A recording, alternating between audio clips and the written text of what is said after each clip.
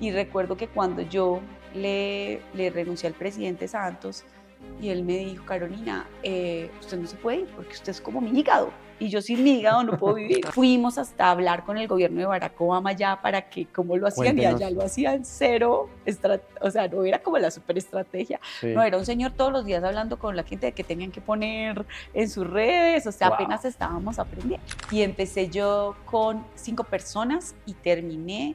El día que me fui de presidencia de la República eran 800. ¿Qué le has aprendido a esos mentores que te han ido acompañando en la vida? Definitivamente yo nunca quiero ser como ese líder negativo y sí quiero emular mucho lo que tú dices, ¿no? Los líderes positivos. Lo que vendes es una idea y lo que vendes es un objetivo que suma a muchas personas y a muchos valores. Hay una cosa que no puedes regalar siempre en una reunión y es un contacto. Y yo creo que el punto de quiebre fue cuando mis papás, para ellos era muy importante que yo tuviera una prótesis en mi brazo. Pero cuando yo crecí, yo les digo, es que este es su sueño. Mi sueño no es tener una prótesis, mi sueño es ser como soy y poderme desarrollar. La vida tiene la curiosa fijación de marcarse por 2 puntos, el nacimiento y la muerte. Entre ellas, centenares de historias que merecen ser contadas. Soy Alfonso Castro Cid, este es el podcast de CREAP Colombia. 2 puntos, historias que merecen ser contadas. Hola, bienvenidos a otro episodio de 2 puntos, el podcast de las historias que merecen ser contadas. Desde CREAP y desde Boomerang estamos felices de los mensajes que recibimos y los seguidores que están llegando a nuestras redes, YouTube, Spotify, Apple Podcast, Instagram, TikTok, en fin.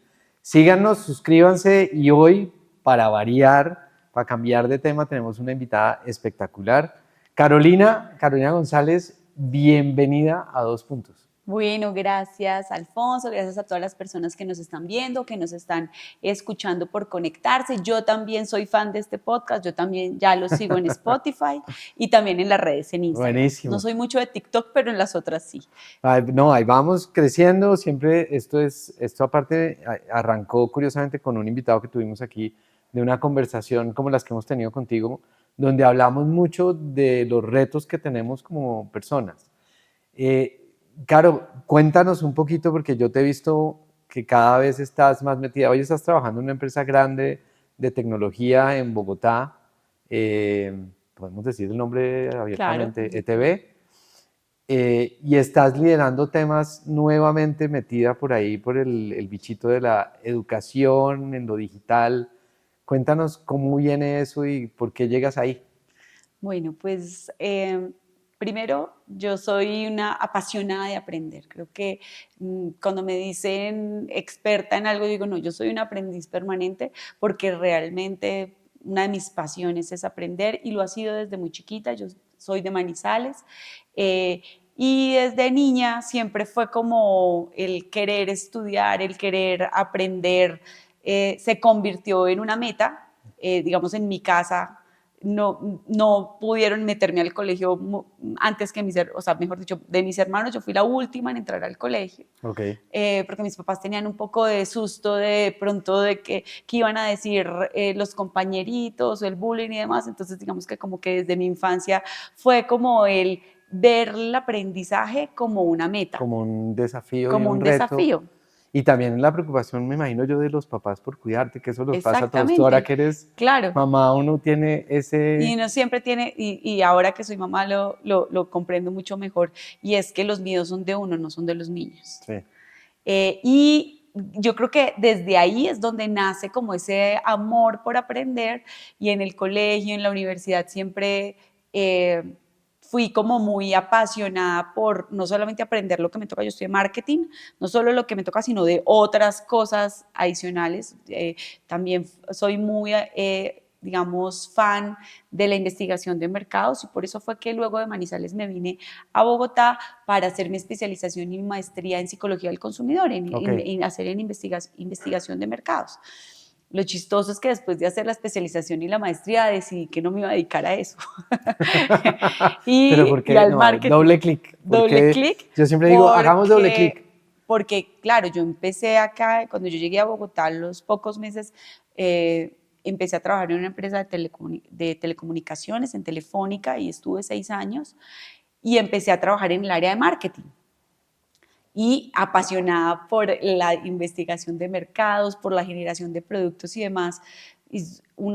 Esta es una empresa que fue una gran escuela en mi vida, pero llegó un momento donde dije, yo no quiero seguir trasnochando, gastando toda mi energía en vender banda ancha, sino que yo me imagino realmente haciendo algo más. Me di cuenta que la investigación y el entendimiento del consumidor para mí era para entender qué es lo que hacen a las personas felices o cómo les podemos ayudar a progresar. ¿Cuántos años estuviste ahí? 6 años. 6. Y en Telefónica. ¿Y ahí decidiste? Y ahí decidí moverme al mundo social. Pero bueno, paremos un segundo. Cuando uno decide moverse, que lo hemos hablado en varios episodios acá, sí, siempre la gente dice, oiga, no se mueva si no tiene el plan B bien montado. ¿Tenías el plan B bien montado o fue más una decisión un poco? El plan B fue empezar a buscar, pero ahí es donde está que en Telefónica fueron muy generosos conmigo y me dijeron, mira, vamos a abrir unas posiciones en el área de responsabilidad social, de relaciones institucionales y preséntate. Pero acá viene un tema y es que cuando uno se quiere mover, hay algo muy importante, oportunidades muy importantes en la vida y yo siento que ojalá todos pudiéramos tenerlos y es tener buenos líderes, líderes que te acompañen. Hubo un momento en que Juan Roberto García, que era mi jefe en ese momento en marketing, me dijo, Caro, tú no te deberías ir de marketing porque tú eres muy buena en esto, porque miremos tu plan de vida, miremos tu proyecto, y ahí es donde empiezo a escuchar el proyecto de vida, el propósito, y yo le decía a Juanro, es que mi propósito en la vida no es ser muy dura en marketing, sino quizás usar todo lo que sé de marketing para hacer marketing social, para mirar cómo podemos realmente hacer que la sociedad progrese, no a través de productos y servicios, sino quizás otras cosas. Para generar impacto. Más. Para generar impacto, exactamente. Y allí me sale la oportunidad también en Telefónica, en relaciones institucionales, que fue cuando nos conocimos, y yo empiezo a manejar el relacionamiento, digamos, como con públicos de interés del presidente y de otras áreas en la compañía. Voy a contar una infidencia, pues a mí me gusta siempre lanzar infidencias en el podcast porque aparte le da mucho contenido y conecta muchos puntos, que es lo que hablamos acá. Carolina se reúne con una persona que es una tía mía y mi tía tenía una empresa y me llama y me dice, oye, estoy con una niña, me dice, estoy con una niña que quiere hacer un proyecto, pero nosotros no hacemos ese pedazo. Porque ahí estábamos muy jóvenes. Estábamos muy jóvenes. Y yo acababa de fundar mi empresa anterior, esto es 2009, exactamente 2009, acababa de empezar. Y me llama y me dice, yo creo que te deberías hacer una. Tú te fuiste del Parque de la 93, que es la oficina de ella, a mi oficina que quedaba en la 82. Y nos reunimos y ahí nos conocimos. Y ahí nos conocimos. Y fue mi primer cliente. Mi primer cliente fue Carolina y la Fundación Telefónica. Sí, y creo que esa decisión que tomé de moverme a manejar la parte de responsabilidad, manejar comunicaciones de Fundación Telefónica, responsabilidad corporativa y unos temas de relaciones institucionales. Y en ese momento sale la oportunidad de irme a España, de hacer la estrategia de comunicación de la Fundación Telefónica, de conocer también, digamos, como la región desde otra perspectiva. La región de América Latina. La región de América Latina. Y creo que después de unos años dije, bueno, ya he hecho todo acá. En ese momento, el que era el jefe de mi jefe que vivía en España, lo nombraron ministro de tecnologías acá en Colombia y me llama y me dice, mira, yo quiero que tú vengas y lideres la estrategia de participación ciudadana y que hagamos el sistema de medios digitales del gobierno. Estamos hablando que en ese momento recién había empezado Facebook y Twitter, o sea, nosotros no existían las páginas web, las redes sociales del gobierno, eso en ese momento no se veía. Nosotros teníamos como un referente lo que pasaba en el gobierno de Estados Unidos con Barack Obama, pero era la buena práctica. Era la buena práctica. Entonces yo acepto ese reto, que era un reto muy grande porque es como pasarse al sector público bajo un ministerio, o sea, era un proyecto entre la Presidencia de la República, en ese momento el presidente era Juan Manuel Santos, y el ministerio, entonces era manejar un proyecto híbrido y allí, digamos que continué pensando en cómo generar más impacto. Y en este momento de la vida, pues el impacto era cómo hacer que la gente realmente tuviera más participación ciudadana, o sea, o que pasaran cosas en el país. Okay. Y aquí hay un ejemplo como chiquito. Como darle más voz a las personas. No sé cuál es la audiencia del podcast, seguramente hay de todas las edades, pero para los que están más grandes, no sé si ustedes recuerdan que para conseguir un trabajo uno necesitaba sacar el pasado judicial. Entonces, a través de la iniciativa de Urna de Cristal, quitamos el pasado judicial, o sea, quitamos trámites para que la gente pudiera acceder mejor. Me acuerdo mucho ahí. Exacto, y ahí fue una de las cosas que hicimos, y empezar a entender que el poder que tú puedes tener en una institución de gobierno es precisamente para facilitar y mejorar la vida de las personas. Y empezamos a hacer el sistema de medios digitales, que allí era todo un cuento. Quien manejaba las redes sociales en ese momento en los ministerios era el fotógrafo. Y el fotógrafo tenía 70 años en promedio. El promedio de las funcionarios personas, de los funcionarios era 65 años, todos. que todos jóvenes, pero no para entrar al mundo de las redes sociales. Entonces allí nos tocó con todos los ministros. Yo recuerdo que yo capacitaba a todos los ministros en entender qué eran las redes sociales, porque eran importantes, porque era importante que él también hablara. ¿Y a ti quién te estaba, tú de dónde sacabas la información? ¿De dónde aprendías? Aprendía que esta era la otra, no existía de gobierno. Entonces me tocaba coger lo que hacían en Coca-Cola, lo que hacían o sea, como en marcas así muy grandes, en grandes estrategias. Fuimos hasta hablar con el gobierno de Barack Obama ya para que cómo lo hacían. Cuéntenos. Y allá lo hacían cero, o sea, no era como la superestrategia. Sí. No, era un señor todos los días hablando con la gente de qué tenían que poner en sus redes, o sea, apenas estábamos aprendiendo. Wow. Y empecé yo con 5 personas y terminé, el día que me fui de presidencia de la República, eran 800. Entre ¿Cuántos personas, años después? 4 años después. Wow. Porque yo hice allí lo de participación ciudadana, toda la parte de medios digitales, y luego ya en proceso de paz me llama el presidente Santos y me dice, ven mejor a trabajar directamente en presidencia. Y yo me fui en el 4º acuerdo. Si tienes una historia que merece ser contada y quieres innovar en temas de comunicación, marketing y asuntos públicos, visita el enlace que está en nuestra descripción. Y no olvides seguirnos en todas nuestras redes sociales, 2 puntos, el podcast de las historias que merecen ser contadas. Recuerdo que, o sea, en el momento en que yo tomo la decisión de irme, que esa es la otra decisión, de irme del ministerio en este proyecto híbrido, a ser enteramente trabajando en presidencia de la República, en ese momento yo llevaba, no sé, 3 años con mi novio. En ese momento, luego me va a regañar porque no recuerdo cuánto llevaba en ese momento, pero llevamos como 2 años. Y él sí se va a acordar, yo sí me acuerdo perfecto. Va a quedar grabado. Y me dice, yo te voy a apoyar. Y yo le dije, mira, va a ser difícil porque allá es otro ritmo muy fuerte. No voy a tener fines de semana, no voy a tener que estar, porque yo manejaba medios digitales, que todo en ese momento, todo es medios digitales, o sea, las ruedas de prensa y demás esperan, el presidente se comunica a través de sus redes sociales todo el tiempo. Claro. Y estábamos en pleno proceso de paz.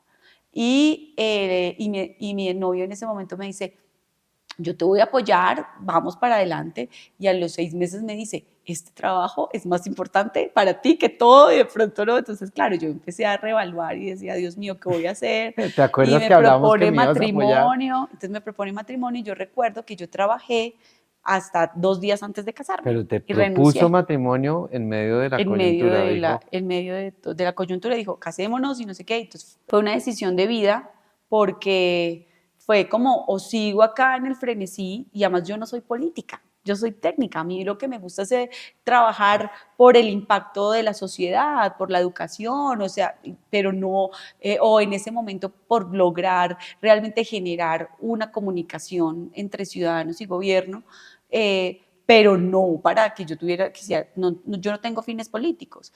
Y recuerdo que cuando yo le renuncié al presidente Santos, y él me dijo, Carolina, usted no se puede ir porque usted es como mi hígado, y yo sin mi hígado no puedo vivir. Y yo, presidente, en ese momento, unos meses antes se había casado la hija del presidente Santos. Y yo le dije, ¿usted quisiera mi vida para María Antonia? Y me dijo, no, ese golpe es muy bajo. Y yo le dije, sí, es que yo ya me quiero casar y quiero tener una. Me dijo, bueno, está bien, yo entiendo, es una decisión de vida. Es un punto de quiebre. Y es un punto de quiebre donde yo paro mi carrera digamos, como en las comunicaciones, en el sector público. Me voy a una ONG que se llama United Way, que es la ONG más grande del mundo, que tiene como la casa matriz en Estados Unidos, con oficinas acá en Colombia, y allí empieza un nuevo capítulo donde yo ya me caso, decido tener hijos, donde digo, me voy a meter muchísimo más en innovación educativa. Y allí es pero es una fundación empresarial, entonces donde nunca me desligué del Nunca te mundo desligas de la empresa. empresarial, de la inversión social de alto impacto. Me voy a United Way y allí estoy 5 años, y después de esto me doy cuenta de que definitivamente nosotros tenemos unas brechas muy grandes en el país, y que a pesar de que queramos hacer muchas cosas en diferentes sectores, si la educación no cambia, no vamos a poder progresar. Te Y hago ahí una encuentro pregunta mi acá. propósito. Ahí encuentras tu propósito, pero nos has dicho al principio la educación, la base, mis papás, la protección. ¿Qué ha pasado con esa conversación con los papás a lo largo de estos años hasta que llegas acá? Porque debió ser para ellos tremendo que mi hija, que la queríamos cuidar, y fue a España, se metió en gobierno, está al lado de un presidente. ¿Cómo es eso? No, pues siempre mucho orgullo. Mi papá falleció hace ya 15 años, Mm. y mi mamá y mis hermanos, pero entonces soy la menor, pero ellos me llevan muchos años, me llevan 7, 14 y 15 años. Entonces, claro, siempre ha sido como muy observadores, o sea, yo pienso que me hacen barra, o sea, tengo como Sí, eso es lo que les unos pasa a los que cheerleaders, somos menores. exactamente. Tenemos una barra siempre Y, detrás. y yo creo que el punto de quiebre fue cuando mis papás, para ellos era muy importante que yo tuviera una prótesis en mi brazo. Pero cuando yo crecí, no se podía porque la tenían que ir cambiando. En el momento en que ya yo soy mayor de edad, tengo 18 años, yo les digo, es que este es su sueño. Mi sueño no es tener una prótesis, mi sueño es ser como soy y poderme desarrollar. Entonces yo creo que ese también fue como el mensaje para ellos de ella va a hacer lo que se le Libertad. da la gana.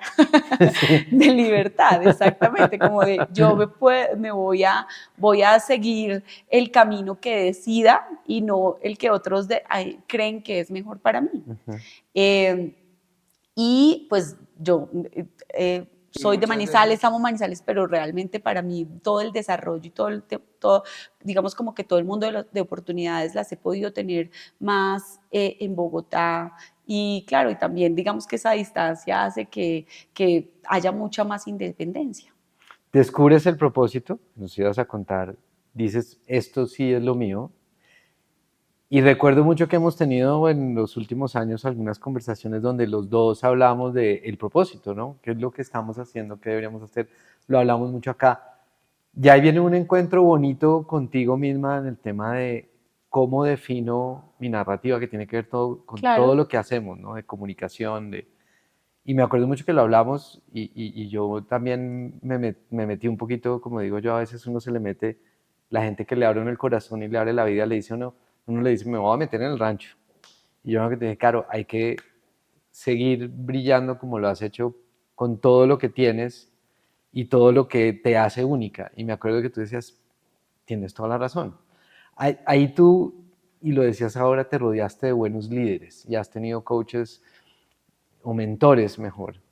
¿Qué le has aprendido a esos mentores que te han ido acompañando en la vida? Muchas cosas. Yo creo que he tenido grandes mentores en la vida, Mm. que han sido jefes o colegas, pero también he tenido unos liderazgos para aprender lo que no se debe hacer.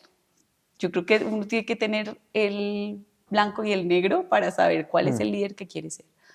Y creo que hay algo que me pasa muchísimo con mi jefe actual, con Diego Melano, que ya venimos trabajando en otros momentos de la vida, ahora que él es presidente de TV, y es el o sea, de darle lineamiento a la gente, pero darle la libertad para que se puedan desarrollar, Ujú.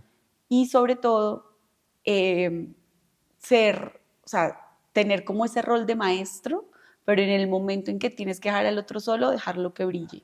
Yo tengo una anécdota muy, muy especial con él y es que él me ponía a practicar una presentación para hacerle al presidente Santos para mostrarle esta estrategia y me ponía a hacer, lo hicimos durante semanas y recuerdo que tenía yo que ir a las series los domingos a mostrarle. Yo decía, pero ¿por qué me hace si él la va a hacer? Él lo va a hacer, es él quien va a presentar cuál es la estrategia. En el momento en que llegó el día, que llegó el presidente y todos los ministros, el ministro en ese momento, Diego, se sienta como los demás y se sienta y me deja. Y yo decía, ¿cómo me va a dejar acá? Y en ese momento yo hago toda la presentación y me gano la confianza de las personas que estaban allá, que eran con los que yo tenía que seguir trabajando. Entonces yo pensaba, qué crack, porque al final todos saben que esto nace con él, pero él no necesita presentarlo para que se sepa que es una estrategia de Sí. los dos, pero que sobre todo él es el gran líder. Y creo que esa es algo que intento hacer muchísimo con mi equipo de trabajo, desarrollarlos, pero darles la oportunidad de que brillen, porque y ahorita veo muchas frases en LinkedIn, creo que está de moda, no sé por qué lo dijo Bill Gates o algo, y es que el gran líder es el que desarrolla a otros líderes, no el que tiene seguidores. Sí. Y eso es muy importante. Uno tiene que, y creo que es el aprendizaje máximo, el mirar cómo tú desarrollas a los demás, pero también cómo tienes líderes que te ayuden a desarrollar. Y los liderazgos negativos también son fundamentales, Son básicos. porque son los que te hacen que Yo ahora tengo lo uno hablamos, o que te vas o... lo he mencionado un par de veces en el podcast y muchos años después pude reconciliarme con esa persona. Me acuerdo, iba caminando por la calle y me lo encontré y normalmente no nos saludábamos. Fue mi jefe 1 año y medio. La verdad me hizo la vida a cuadritos y llegó un punto donde dije, no, esto hay que zanjarlo ya. Me han pasado ya muchos años, 5 o 6 años. Me lo encontré, me volví y dije, hola, ¿cómo estás? Y dije, mira, soy el director de CRAP Colombia. Y el tipo como que se quedó verde, como diciendo miércoles. No sé qué imaginario tenía o tendría, pero qué bueno uno también poder ver. Definitivamente yo nunca quiero ser como ese líder negativo y sí quiero emular mucho lo que tú dices, ¿no? Los líderes positivos. Claro, y ahorita vemos que muchas personas, y hay estadísticas donde dicen que la gran mayoría de personas que trabajan en compañías están aburridas por el liderazgo. Es como una crisis en la que estamos en este momento. Y mi invitación para las personas que están viviendo esos liderazgos es qué es lo que cómo esto te puede hacer mejor, qué es lo que tú necesitas hacer para que esto pase, porque va a pasar, pero qué vas a aprender y cómo esto te va a formar y te va a hacer crecer, porque al final eso, o sea, yo recuerdo los liderazgos negativos que he tenido en mi vida y me han ayudado muchísimo a crecer, o sea, ha sido maravilloso porque es ver la otra cara de la moneda. ¿Y no crees también que hay, porque pasa mucho que los que llegamos a una posición de liderazgo, puede que no nos hayan enseñado cómo ser papás? A uno no le dan un manual este es el manual de su hijo. Mire, cuando su hijo haga esto o haga esto otro, usted compórtese así, haga esto. Creo que pasa mucho también con el liderazgo. Uno a veces se enfrenta con situaciones que nunca habías manejado y que tienes que sortear. Y hay veces que el mismo equipo puede ayudarle a uno a mejorar el liderazgo de uno, porque puede que uno sea una tapia para eso, pero si te ayudan, lo puedes mejorar. Claro, yo creo, y así como con los hijos, uno no sabe si le gusta ser papá, sino hasta cuando los tiene. O sea, si uno pudiera saber previamente si le va a gustar o no, eso sería súper bien. Pero, y lo mismo con liderazgo. Uno dice, hay gente que dice, yo quiero sí tener equipo a cargo. Y yo digo, pero tú crees, o sea, porque no sabe lo que eso significa, porque es tener la vida de muchas personas, la familia de muchas personas, o sea, es toda una gran responsabilidad. Todos los roles, Claro. al final del día la responsabilidad del rol recae en uno. Claro, y yo creo que lo que a mí me ha facilitado el tema del liderazgo, yo en este momento soy amiga o soy cercana a la gran mayoría de personas que he tenido la fortuna de liderar, y es no decir qué líder soy o cómo ellos se adaptan a mí, sino poder entender qué tengo que hacer yo para adaptarme a mi equipo de trabajo para que realmente haya una buena conexión. Entonces, creo que es como bajarse de pensar cómo debe ser este equipo, sino es entender y decir cómo me puedo yo adaptar para que esta persona pueda brillar más y podamos brillar todos en función de los objetivos. Y cuando hablas de esto, de los objetivos, de brillar más, tiene todo que ver con lo que hacías en educación o haces en educación. Y ese sigue siendo tu camino. Tú decías, Sí. yo descubrí mi propósito. Entonces, Lo descubres y ¿qué pasa? Si tienes una historia que merece ser contada y quieres innovar en temas de comunicación, marketing y asuntos públicos, visita el enlace que está en nuestra descripción. Y no olvides seguirnos en todas nuestras redes sociales, el podcast de las historias que merecen ser contadas. Claro, entonces estábamos hablando y hicimos un cortecito, por si ven el jump en la edición, hay cortecito. Aquí se revelan todos los secretos, no hay misterio. Pero hicimos un cortecito, pero básicamente estábamos hablando de propósito. Volvemos a conectarnos con el propósito. Tú dices, descubrí mi propósito. Claro, y yo descubro mi propósito cuando empiezo a darme cuenta de las brechas que hay en educación en Colombia, pero también muy consciente de que las personas no progresan porque tú hagas cosas, sino porque quieren hacer. Entonces hay que dar herramientas. Wow. Y esto no solamente yo lo comprobé en Colombia, sino yo tuve la oportunidad de estar en la India, y la India es un país de muchísimos contrastes. Y allí tú te das cuenta que realmente es el proceso de cada persona, pero que si entre más herramientas tengas, y ahora tú ves el país o sea, la India ha avanzado un montón porque tuvieron las herramientas Sí. y ahora está mucho más avanzado que muchos países en el mundo en términos tecnológicos y de temas de inteligencia artificial. Y digamos como que en ese camino dije, hay que mirar cómo yo trabajo para dar herramientas. Entonces salen oportunidades yo estuve un tiempo trabajando en la Universidad del Área Andina, luego en el CESA, y ahora en ETB, que manejo la vertical de ETE, que es manejando toda la estrategia de educación y tecnología para Bogotá y Colombia. Y acá, ¿qué es lo que estamos haciendo? Haciendo que la tecnología deje de ser un privilegio para ser un habilitador de oportunidades en educación para todos. La tecnología deje de ser un privilegio. Sí, para que la tecnología deje de ser un privilegio y se convierta en un habilitador de Porque oportunidades. ese era uno de los riesgos más grandes que hablábamos hace unos años, se está creando una brecha más grande, ¿no? Claro. El que tiene acceso y el que no la tiene. Y nosotros ahorita, digamos, cuando yo estaba en Telefónica se hablaba de los temas de apropiación digital para que la gente aprendiera a usar Internet. Sí. Y ahorita ni siquiera es Internet, ahora es Internet, redes sociales, toda la parte de la banca.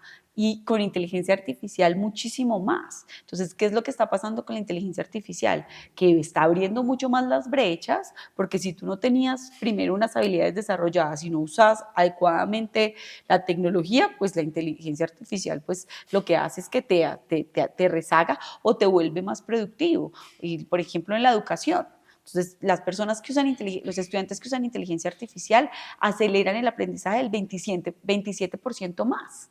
Wow. Estamos hablando cómo usar las herramientas de tecnología bien usadas, pues realmente puede dar un progreso muy importante en la educación, no solo en Colombia, sino también en el mundo. En Colombia, 8 de cada 10 niños no leen bien. Wow. Y esa es una realidad. Sí. Entonces tenemos que 8 de cada 10. 8 de cada 10 no leen bien. Y para quienes usan inteligencia artificial, que seguramente son la mayoría de las personas que están escuchando o viendo este podcast, ustedes saben que yo para usar inteligencia artificial tengo que tener dos cosas desarrolladas. Yo tengo que tener comprensión de lectura y poder preguntar bien, y eso son habilidades de lectoescritura y lógico-matemáticas. Si tú no tienes esas dos, no puedes usar bien la inteligencia artificial con un propósito. Y con estas cifras, pues realmente estamos muy lejos de tener personas aptas para usar adecuadamente esta tecnología. ¿Qué sigue, Caro?